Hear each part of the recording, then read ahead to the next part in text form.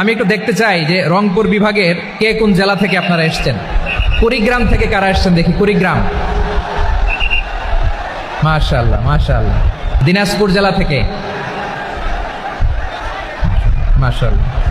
নীলফামারী, ঠিক আছে, ফি আমানিল্লাহ, মাশাআল্লাহ, ঠিক আছে। লালমনিরহাটের কারা দেখি, লালমনিরহাট।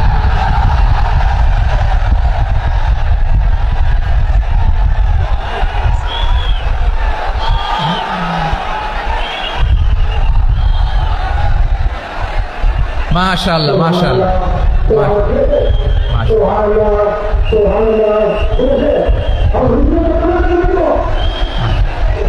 ঠিক আছে ঠিক আছে। আচ্ছা, এই রংপুর বিভাগের বাইরে থেকে অন্য জেলার কারা কারা আসছেন দেখি, তাও আছে অনেক, মাশাআল্লাহ, ঠিক আছে ঠিক আছে। আজকের প্রোগ্রামে উপস্থিত আছেন প্রধান অতিথি হিসেবে অধ্যক্ষ আসাদুল হাবিব দুলু ভাই, সাংগঠনিক সম্পাদক বিএনপি, জাতীয় নির্বাহী কমিটির সভাপতি জেলা বিএনপি লালমনিরহাট। বিশেষ অতিথি হিসেবে আমাদের অনেক ভাইরা এসছেন, সবাইকে শুকরিয়া জানাই। সভাপতিত্ব করছেন জনাব আব্দুল হাকিম। ভলান্টিয়ার্স শুনেছি আমি প্রায় 5,000 ভলান্টিয়ার্স আপনারা নিয়োগ দিয়েছেন, আলহামদুলিল্লাহ আলহামদুলিল্লাহ। অনেক গোছালো প্রোগ্রাম। আমার প্রাণ ঢালা ভালোবাসা জানবেন, আমার হৃদয়ের গহীন থেকে ভালোবাসা নিবেন, শুভেচ্ছা জানবেন সবাই, ঠিক আছে ঠিক আছে। প্রিয় ভাইরা, আমরা আর কাল বিলম্ব না করে মূল আলোচনায় চলে যেতে চাই। আজকে যে টপিকের উপর আমি কথা বলবো, টপিকটা হচ্ছে peaceful coexistence and communal harmony, শান্তিপূর্ণ সহাবস্থান এবং সাম্প্রদায়িক সম্প্রীতি। আমাদের বাংলাদেশে সাম্প্রদায়িক সম্প্রীতি আছে না নাই? আবহমান কাল থেকে আমরা মুসলিম, হিন্দু, বৌদ্ধ, খ্রিস্টান, পাহাড়ি, নৃগোষ্ঠী মিলেমিশে একাকার, আমরা সবাই মিলে বাংলাদেশ। আওয়াজ করে বলেন ঠিক কিনা? আমাদের পারস্পরিক সম্প্রীতি, ভালোবাসা, সৌহার্দ্যপূর্ণ আচরণ, বোঝাপড়া, এটা বেশ মজবুত, বেশ মজবুত।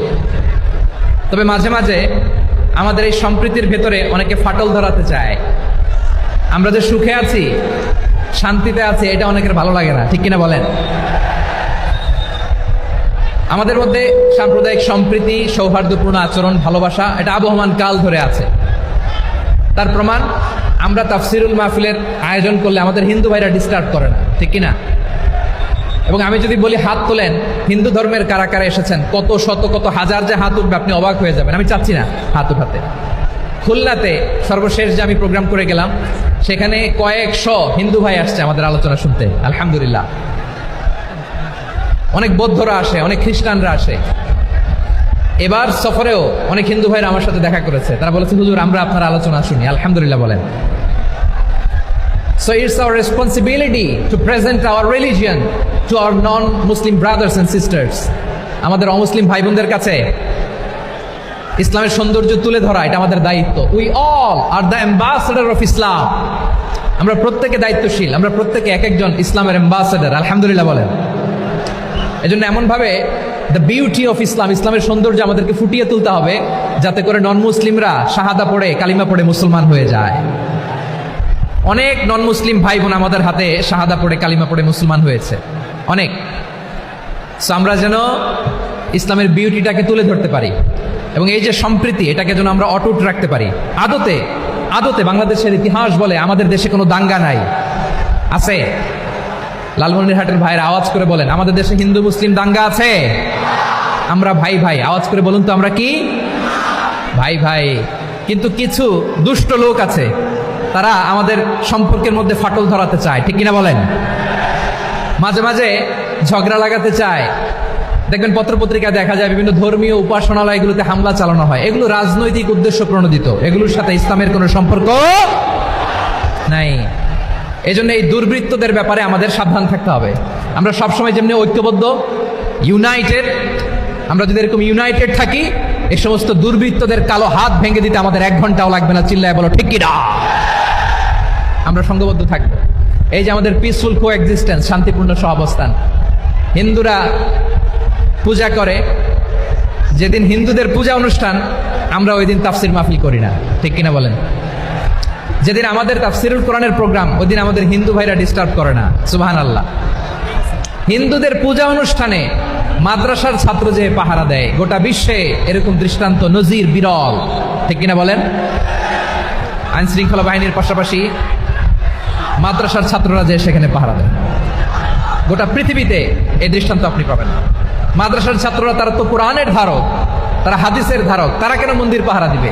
এই সম্প্রীতিকে ধরে রাখার জন্য, এই সৌহার্দ্যকে ধরে রাখার জন্য, আমাদের পারস্পরিক ভালোবাসাকে অটুট রাখার জন্য। আওয়াজ করে বলতে হবে, ঠিক কিনা? এখন বলেন, আমাদের এই ভালোবাসা অটুট থাক আমরা চাই কি চাই না? আমরা হিন্দু মুসলিম মিলেমিশে শান্তিপূর্ণ সহাবস্থান, সাম্প্রদায়িক সম্প্রীতি, লালমনিরহাটের ভাইয়ের আওয়াজ করে বলুন, এই সাম্প্রদায়িক সম্প্রীতি আমরা চাই কি চাই না? আল্লাহ এই দেশকে তুমি বরকতময় করো, বাংলাদেশকে তুমি শান্তিময় করো। আওয়াজ করে সবাই বলেন আমিন। এই জায়গাটাতে সামান্য একটু আওয়াজ হচ্ছিল, এটাও থেমে গেছে। আলহামদুলিল্লাহ, আলহামদুলিল্লাহ।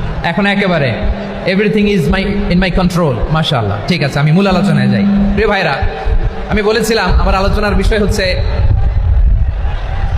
শান্তিপূর্ণ সহাবস্থান, সাম্প্রদায়িক সম্প্রীতি। আমরা দেখব ইসলাম আমাদেরকে কি কি দিক নির্দেশনা দেয়। শান্ত হইতে হবে।